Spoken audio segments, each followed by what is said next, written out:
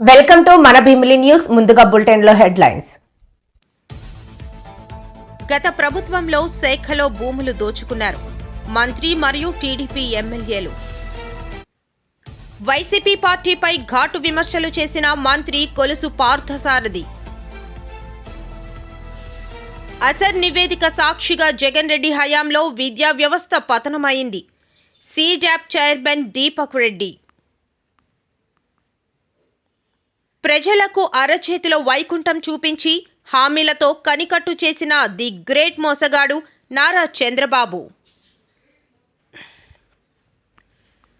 విశాఖ అన్ని వర్గాల ప్రేక్షకులను ఆకట్టుకునే సినిమా తాండేల్. ఇంటికి డోర్ నెంబర్ లేకుండా గ్రూప్ హౌస్ నిర్మాణం. నవరత్నాలు అమలు చేసిన ఘనత జగన్కే దక్కుతుంది. మాజీ ఎమ్మెల్యే వెంకట్రామిరెడ్డి. చంద్రబాబు నాయుడు ప్రజల్ని మోసం చేయడమే లక్ష్యంగా పనిచేస్తున్నారు. మాజీ మంత్రి వేణుగోపాల్ కృష్ణ. వైఎస్ఆర్ కాంగ్రెస్ పార్టీని బలోపేతం చేయడానికి కృషి చేస్తాను. కరణం ధర్మశ్రీ. ఎక్స్పీరియం పార్క్ హైదరాబాద్ కు తలమానికం అవుతుందని ఒక కళాఖండంగా మిగిలిపోతుంది. గత ప్రభుత్వంలో శాఖలో భూములు దోచుకున్నారని మంత్రి మరియు టీడీపీ ఎమ్మెల్యేలు అన్నారు. ఈ రోజు మీడియాతో మంత్రి మరియు ఎమ్మెల్యేలు మాట్లాడుతూ విశాఖలో భూములన్నీ ప్రభుత్వం ఆధీనంలోకి తీసుకుంటామని, సింహాచలం భూములు కూడా రక్షించుకుంటామని అన్నారు. ప్రభుత్వం వచ్చిన తర్వాత ఒక భద్రత, ఒక భరోసా, ఒక ప్రశాంతమైన వాతావరణం, అలాగే పెట్టుబడిదారులను ఆహ్వానించే విధంగా ఒక సానుకూలత కూడా ఏర్పాటు చేయడం జరుగుతూ ఉంది. మనందరూ గ్రహించాలి ఎవరి వల్ల మంచి జరుగుతూ ఉంది, ఎవరు గతంలో ప్రజలకు చెడు చేశారు అనేది. ఇప్పటి నుంచో ఉన్నటువంటి సమస్యలన్నీ కూడా కులంకుశంగా అక్కడ ఉన్నటువంటి ప్రజాప్రతినిధులు అందరితో కూడా, రాష్ట్ర అధ్యక్షులు అవ్వచ్చు, జనసేన నాయకులు అవ్వచ్చు, మన తెలుగుదేశం పార్టీలో ఉన్నటువంటి నాయకులు అవ్వచ్చు, అందరితో కూడా 1 to 1 కూడా క్లియర్ కట్గా మళ్ళా భవిష్యత్తులో ఎలాంటి ఇబ్బంది లేకుండా ఉండే విధంగా, అలాగే మరి ఎప్పటి నుంచో మనం చూస్తున్నటువంటి సింహాచలం పంచగ్రామాల సమస్య కూడా. ఎందుకంటే గత ప్రభుత్వాల్లో ఎన్నోసార్లు ఎంతోమంది కూడా హామీలు ఇచ్చారు, కానీ హామీ పూర్తి చేయలేకపోయాం. అది సబ్జుడిస్ కాబట్టి దానికి కూడా ఎట్లా మనం కోర్టు నుంచి కూడా ఆర్డర్ తెచ్చుకోవాలనేది కూడా లీగల్ ఒపీనియన్ కూడా తీసుకుని అలాగే గౌరవ అశోక్ గజపతిరాజు గారు, ఎందుకంటే వారి యొక్క పూర్వీకుల నుంచి వచ్చేటువంటి అనువంశిక చైర్మన్ కాబట్టి వారికి కూడా ప్రత్యేక కృతజ్ఞతలు తెలియజేసుకుంటూ వారి యొక్క అనుమతితో దాదాపుగా 500 ఎకరాలు అంటే 5,000 కోట్ల రూపాయలు విలువ చేసే భూమిని ప్రత్యామ్నాయంగా ఇచ్చి 12,000 ఇల్లుల దాకా రెగ్యులేట్ చేసే ఒక ప్రక్రియ. దానిపైన నిజంగా విశాఖపట్నం పంచగ్రామాల్లో ఉన్నటువంటి ప్రతి ఒక్క గృహంలో ఉండే ప్రతి ఒక్క కుటుంబం కూడా ఆనందంతో ఉండాలి. దాని పెద్ద ఎత్తున మా నాయకులు, కార్యకర్తలు కూడా క్షేత్రస్థాయిలో కూడా తీసుకెళ్లాలని చెప్పేసి మేము కోరుతా ఉన్నాం. దానికి మరి ఒకసారి రాజావారి కుటుంబానికి, అలాగే ముఖ్యమంత్రి గారికి కూడా అక్కడ ఉన్నటువంటి శాసనసభ్యులు అలాగే గ్రామస్తుల ద్వారా కూడా కృతజ్ఞత తెలియజేస్తా ఉన్నాం. అలాగే ఏదైతే ఎప్పటి నుంచో ఉన్నటువంటి గత ప్రభుత్వం 20 అంటే దాన్ని వైసీపీ పార్టీపై ఘాటు విమర్శలు చేసిన మంత్రి కొలుసు పార్థసారథి. వైసీపీ చేసిన అరాచకాలకు పాయశ్చిత్తం చేసుకోకుండా మాపైన బురద జల్లడమే పనిగా పెట్టుకున్నారని మంత్రి అన్నారు. ఈ మేరకు ఆయన ఈ రోజు మీడియాతో మాట్లాడుతూ, రాష్ట్రం కానీ దేశం కానీ నష్టపోతే ఆ వ్యక్తి క్షమించరాని వ్యక్తి అని చెప్పేసి చెప్పడానికి ఎటువంటి సందేహం లేదని చెప్పేసి నేను మనవి చేస్తాను. 5 సంవత్సరాలు అధికారంలో ఉండి రాష్ట్రం గురించి కానీ, రాష్ట్ర ప్రజల భవిష్యత్తు గురించి కానీ, రాష్ట్రంలో ప్రతి సంవత్సరం వస్తున్న గ్రాడ్యుయేట్స్, ఇంజనీర్లు వాళ్ళందరి భవిష్యత్తు గురించి కానీ ఆలోచించుకోకుండా ఈ రాష్ట్రానికి సంపద సృష్టించి ఈ రాష్ట్రానికి ఆదాయ మార్గాలు పెంచి ఈ రాష్ట్రాన్ని దేశంలో ఉన్నత స్థానానికి తీసుకువెళ్ళడానికి ప్రయత్నించుకోకుండా తన మూర్ఖత్వపు పరిపాలనతో ఈ రాష్ట్రాన్ని అగాధంలోకి నెట్టేశారని చెప్పేసి మనం చేస్తా ఉన్నాను. ఇది వాస్తవం కాదనుకుంటే దమ్ముంటే ఎవరైనా సరే వైఎస్ఆర్ కాంగ్రెస్ పార్టీ నుంచి బహిరంగంగా చర్చించడానికి సిద్ధం అని చెప్పేసి కూడా ఛాలెంజ్ చేస్తా ఉన్నాం. అగాధంలోకి నెట్టవేయబడిన ఈ రాష్ట్రాన్ని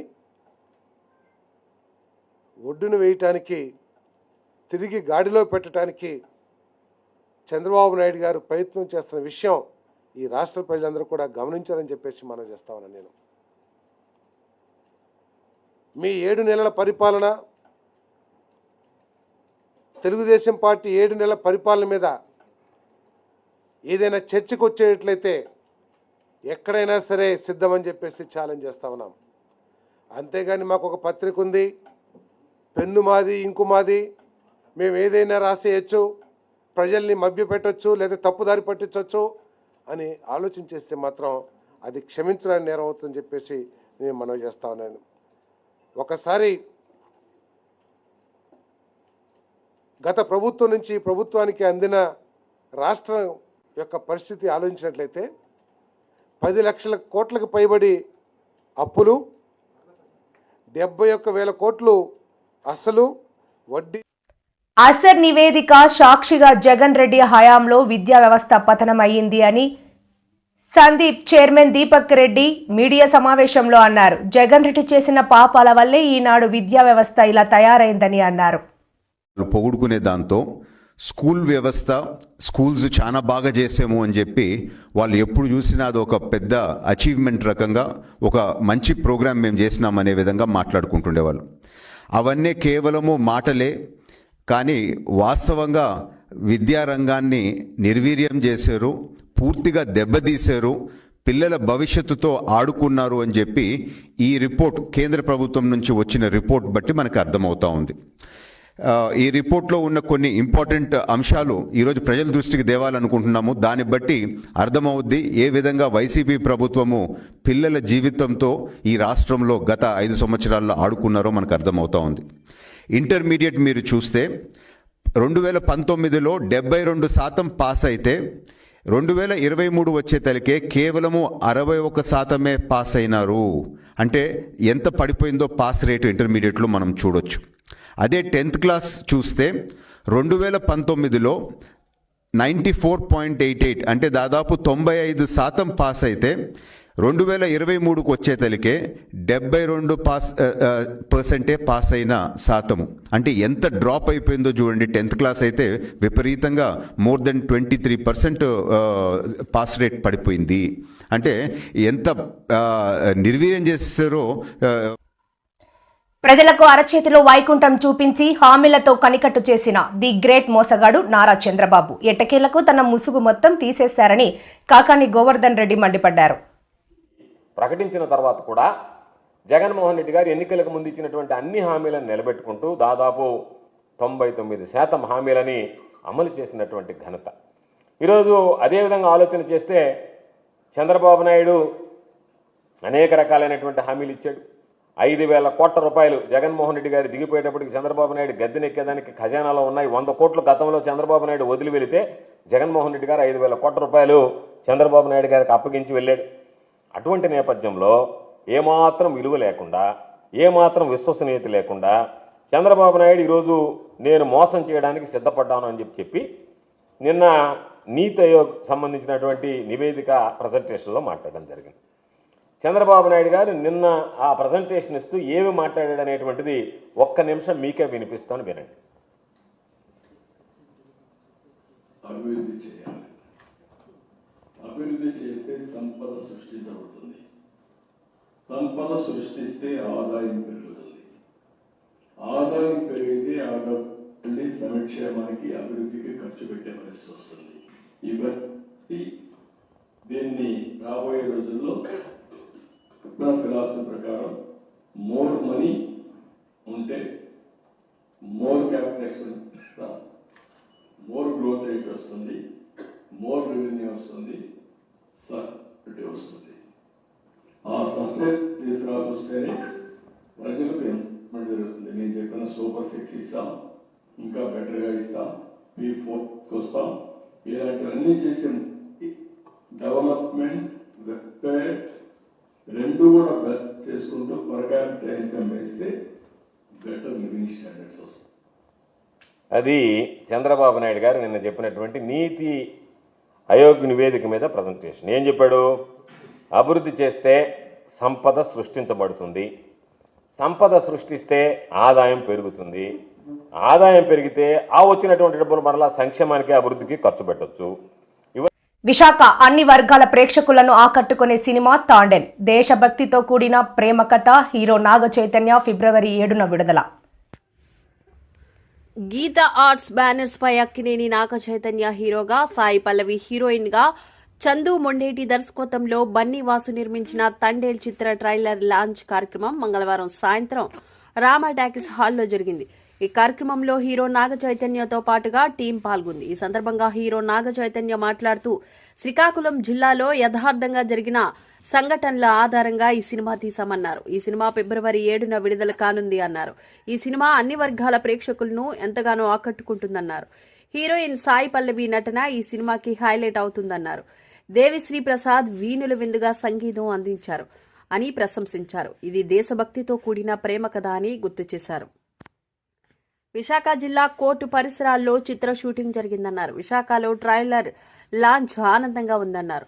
మత్స్యకారుల జీవన విధానం అధ్యయనం చేశాను. విశాఖ జాలరుపేటలో కూడా తిరిగానన్నారు. స్టోరీని అందించినటువంటి రైటర్ కార్తిక్ మాటలు వినేద్దాం ఇప్పుడు. కార్తిక్ గారు ప్లీజ్.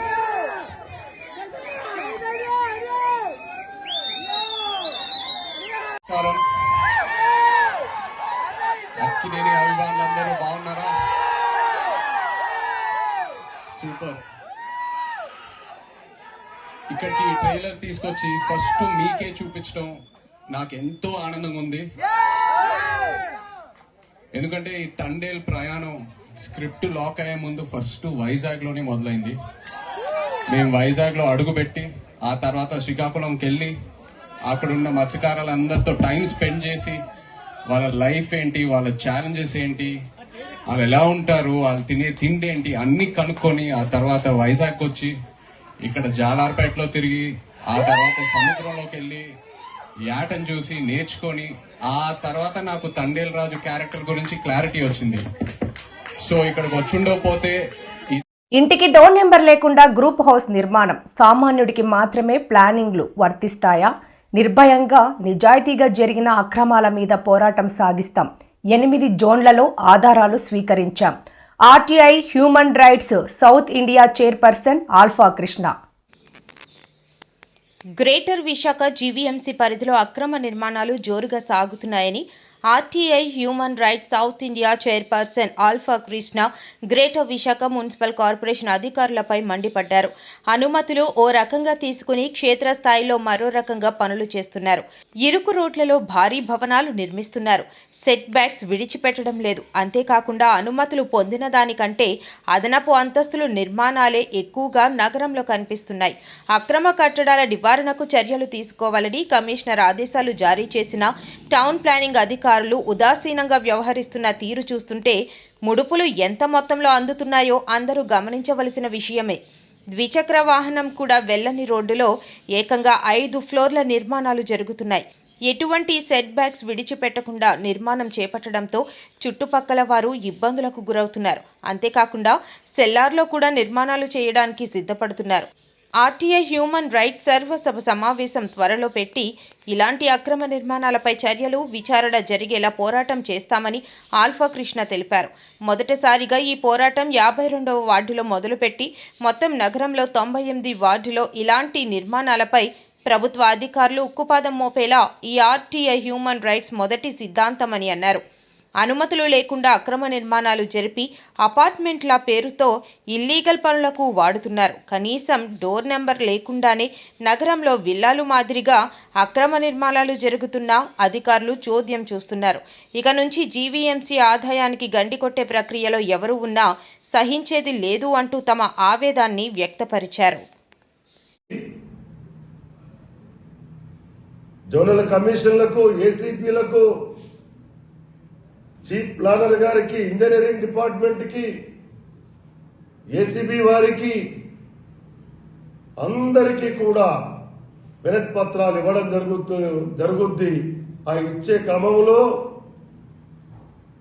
పేరు, డోర్ నంబరు, వార్డు నంబరు పొందుపరిచి అవి మీకు తెలియజేస్తాం. ఈ 3 రోజుల్లో మీరు చర్య తీసుకుంటారని మేము భావిస్తాం.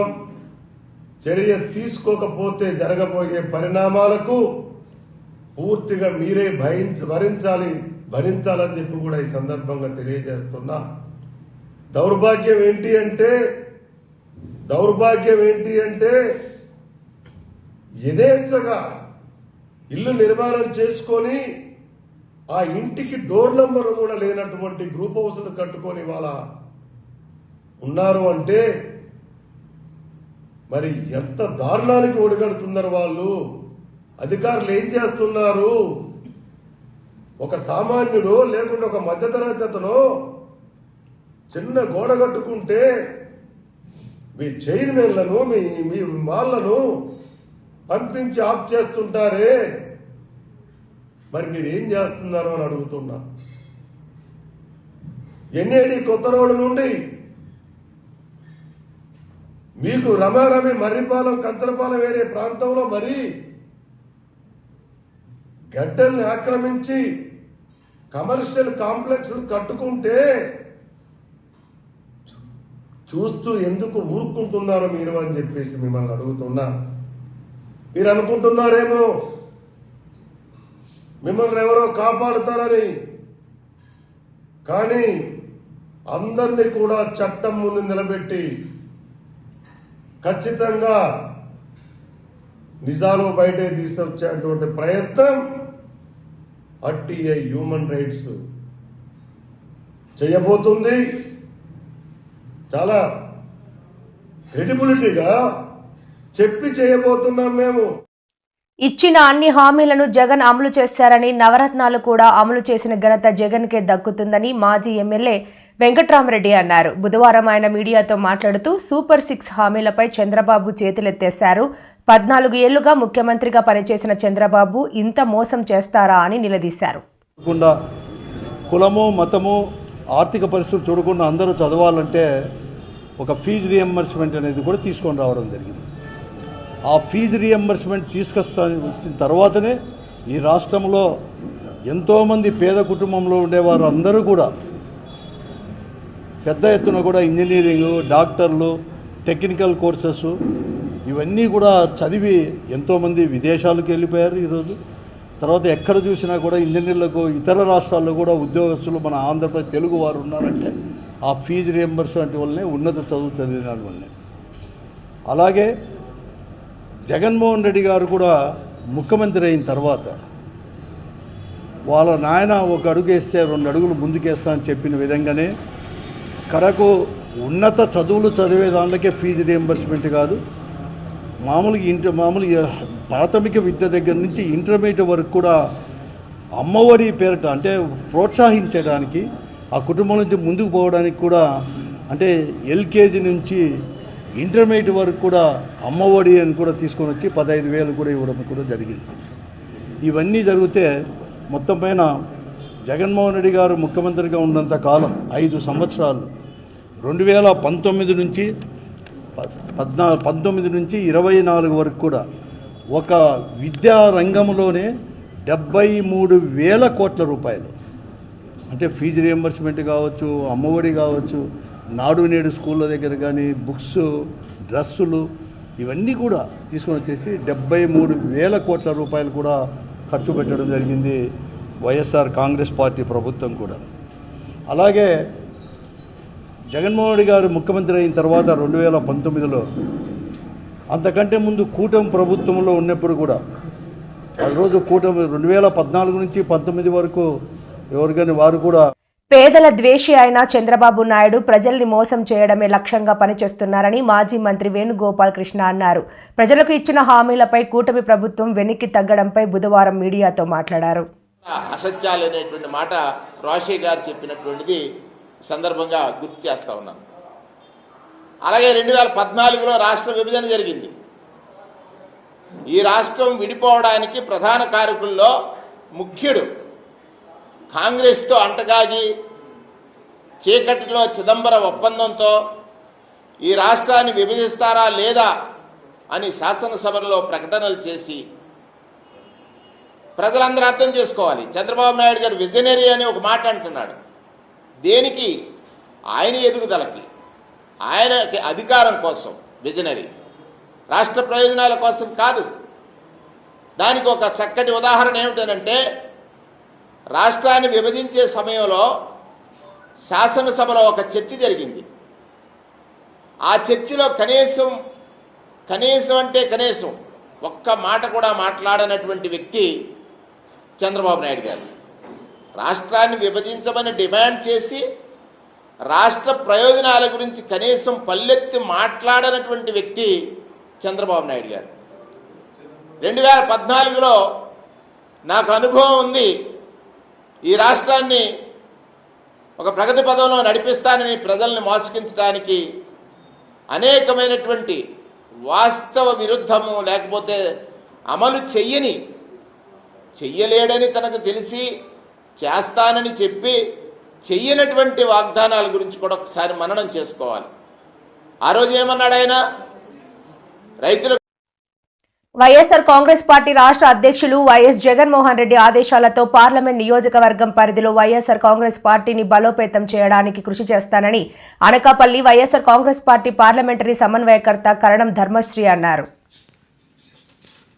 అనకాపల్లి జిల్లా వైఎస్ఆర్ కాంగ్రెస్ పార్టీ కార్యాలయంలో ఏర్పాటు చేసిన మీడియా సమావేశంలో అనకాపల్లి పార్లమెంటరీ జిల్లా సమన్వయకర్త కరణం ధర్మశ్రీ మాట్లాడుతూ వైఎస్ జగన్మోహన్ రెడ్డి ఆదేశాల మేరకు పార్లమెంట్ పరిధిలో ఉన్న 7 నియోజకవర్గాల పార్టీ అభివృద్ధికి కృషి చేస్తానని అన్నారు.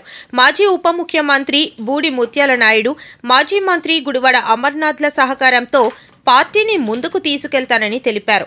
నా ఇష్టపూర్వకంగానే అనకాపల్లి పార్లమెంటరీ పార్టీ సమన్వయకర్తగా వచ్చానని తెలిపారు. వైఎస్ఆర్ కాంగ్రెస్ పార్టీలో ఎవరైనా మాజీ ముఖ్యమంత్రి వైఎస్ జగన్మోహన్ రెడ్డి అడుగుజాడల్లో నడుస్తామని తెలిపారు. ఈ కార్యక్రమంలో సీనియర్ నాయకులు దంతులూరి దిలీప్ కుమార్, పట్టణ వైఎస్ఆర్సీపీ అధ్యక్షులు మందపాటి జానకిరామరాజు, ఎంపీపీలు గొర్లి సూరిబాబు, కలగ గున్నయ్య నాయుడు, జీవీఎంసీ కార్పొరేషన్ పరిధి ఇన్ఛార్జీలు మరియు అనకాపల్లి నియోజకవర్గంలోని ముఖ్య నాయకులు పాల్గొన్నారు. మంచి నియోజకవర్గాన్ని చూస్తే ఎస్సీజెడ్లో ఆ రోజు ఎప్పుడో దివంగత నేత అయినటువంటి రాజశేఖర రెడ్డి గారు ఉండేటప్పుడు ఎస్సీజెడ్ కేటాయిస్తే అక్కడ ఉన్నటువంటి స్థలాలు ఏపీఐసీ ద్వారా ఆంధ్రప్రదేశ్ ఇండస్ట్రియల్ ఇన్ఫ్రాస్ట్రక్చర్ కార్పొరేషన్ ద్వారా స్థలాలు కేటాయిస్తే ఎవరైతే పరిశ్రమలు సగం పెట్టి ఆపేశారో వాళ్ళు సిక్ ఇండస్ట్రీ కింద పెట్టి ఆ రేటుకే అప్పుడున్నటువంటి రేటుకే కైంకర్యం చేయాలని తెలుగుదేశం నాయకులు, జనసేన నాయకులు అక్కడ చూసే కార్యక్రమానికి పంచదాల దగ్గర ఒక టోల్ గేటు, నారాయణపురం దగ్గర ఏమో ఒక టోల్ గేటు, యలమంచిలి బోర్డర్లో ఒక టోల్ గేట్లు పెట్టి ఆ కార్యక్రమాలు చేసుకెళ్తున్నారు. ఎక్స్పీరియం పార్క్ హైదరాబాద్కు తలమానికం అవుతోందని, ఒక కళాఖండంగా మిగిలిపోతుందని అగ్రకథా నాయకుడు చిరంజీవి అన్నారు. రంగారెడ్డి జిల్లా ప్రొద్దుటూరులో ప్రపంచ స్థాయి ఏకో ఫ్రెండ్లీ ఎక్స్పీరియం పార్కును సీఎం రేవంత్ రెడ్డి ప్రారంభించారు. మా సీఎం రమేష్ గారికి, ఇతర ఆహ్వానితులకు, నాయకులకు, మీడియా మిత్రులకు, ఇక్కడ విచ్చేసినటువంటి ఆహ్వానితులకు, అలాగే ఇక్కడ పనిచేస్తున్నటువంటి కార్మికులకు, ప్రతి ఒక్కరికి నా హృదయపూర్వక నమస్కారాలు. ఈ ప్లేసు మీ అందరికంటే నాకు ముందు తెలుసు. 2000 సంవత్సరంలో రామ్దేవ్ ఇది ప్రారంభించినప్పుడు ఇక్కడ కొన్ని మొక్కలు పాంప్లెట్ వేసి మా ఇంటికి తీసుకొచ్చి, మీరు ఇల్లు కడుతున్నారు, ఏదైనా ఉపయోగపడుతుందో చూడండి అంటే వెంటనే ఎంత ముచ్చరేసిందంటే, ఎప్పుడో విదేశాలకు వెళ్ళినప్పుడు ఇలాంటి మొక్కలు, ఇలాంటి కళాకృతులు, ఇలాంటి అద్భుతమైనటువంటి సజీవ శిల్పాలు, జీవం ఉన్నటువంటి ఇలాంటివి చూస్తుంటే ఇలాంటివి మనం తీసుకెళ్ళిపోతే బాగుండే, ఓడ షిప్లో తీసుకెళ్తే బాగుండే అని